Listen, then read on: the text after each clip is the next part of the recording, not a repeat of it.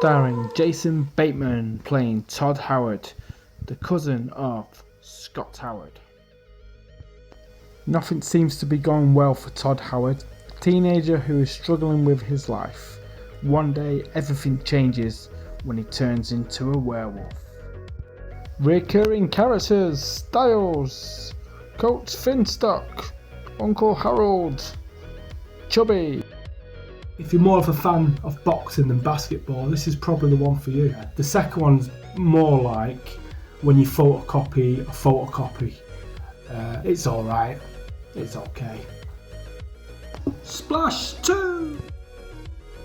Who needs Tom Hanks, Daryl Hannah and John Candy when you've got Todd Waring playing Alan, you've got Amy Yazbek playing Madison, and you've got Donovan Scott playing Freddie Bauer. Get on with it! Bauer. Alan and Madison swim back to Manhattan to help save his brother's produce business. Meanwhile, Madison struggles to become the perfect housewife, but problems develop when Madison is called upon to rescue an old childhood friend, a dolphin who is being held captive for research. I quite like it. I don't know. It's just stupid, isn't it? I mean, she has a thing, Madison. She does that in the sea, and then she can see what's going on in Manhattan in the life, like in Freddie and his. I was going to say Tom Hanks' brother, but it's not. I forget his name now. But Alan's brother. The whole film's just stupid. It's like a mix between, I don't know. It's.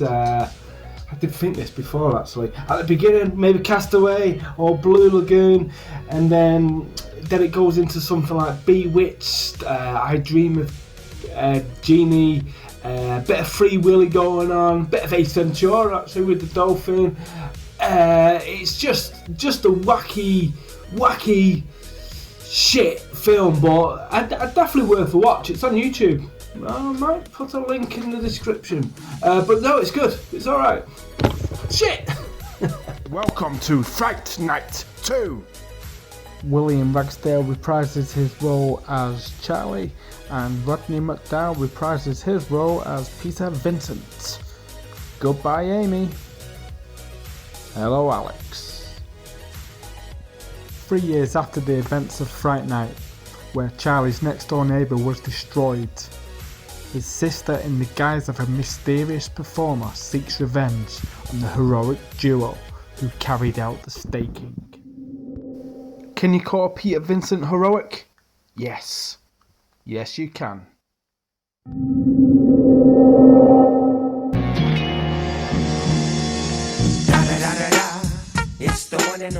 Fright Night 2's alright. It's not bad. It's got a pick and mix of different vampires, so you can choose your favourite. It's even got a Wolfman from the Monster Squad. Wolfman's got Nads. He's like the comedic character. Initially, I think it was supposed to be Evil Ed, but he chose to do. What did he choose to do? 976 Evil, directed by Robert Englund. Not a bad film. I like that.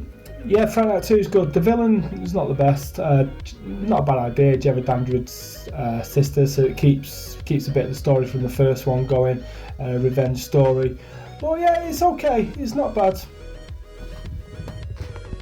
Former POW leads a special task force to the Nazi concentration camp where several of his comrades were executed. Here's a tagline: 75 men escaped, 25 men made it, 50 men were brutally executed. Now it's payback time.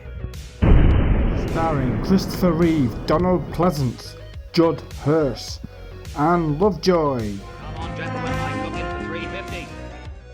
Who do you reckon has the best moustache? Sorry, not seen it.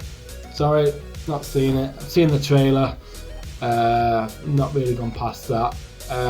It's got some good stars. Obviously, Christopher Reeve.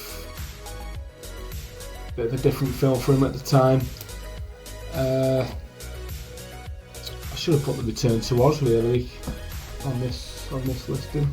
The Fly 2, Like Father, Like Son, not starring Dudley Moore and Kirk Cameron. Veronica gives birth to a baby boy / fly. Veronica dies. The almost human son of Brundlefly searches for a cure to his mutated genes while being monitored by a nefarious corporation that wishes to continue his father's experiments. It's a good film. Why am I doing that? If I can defend myself. It's a good film, but it is a good film. Imagine it's not a blockbuster. It's not going to be at 9 PM on a mainstream channel. Imagine you're watching TV at 1 AM. You're flicking through the channels, you come across this. You're like, yes! You're going to watch it. You'll get some Bowman biscuits and watch it. It's got great adventure. It's got great horror.